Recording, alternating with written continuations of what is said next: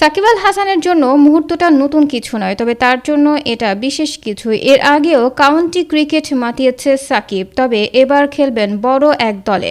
বাংলার ক্রিকেটের পোস্টার বয় সাকিব আল হাসান ক্রিকেটের ফেরিওয়ালা হয়ে চষে বেড়ান এ দেশ থেকে ও দেশ। বাংলাদেশের একমাত্র তারকা হিসেবে খেলেছেন বিশ্বের প্রায় সব বড় টুর্নামেন্টে।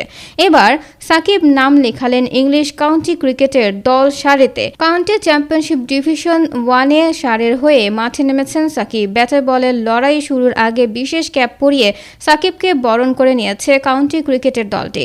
সেই মুহূর্তটি নিজেদের সোশ্যাল মিডিয়া হ্যান্ডেলে শেয়ার করেছে কাউন্টি ক্রিকেটের দলটি।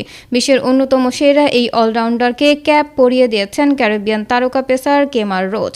ঐতিহাসিক এই মুহূর্তের সময় বেশ হাসি খুশি দেখা গেছে বিশ্বসেরা অলরাউন্ডারকে। বেশ ঘটা করেই সাকিবকে বরণ করে নিয়েছে দলটি। এখন মাঠের খেলায় দাপট দেখানোর পালা মিস্টার 75-এর।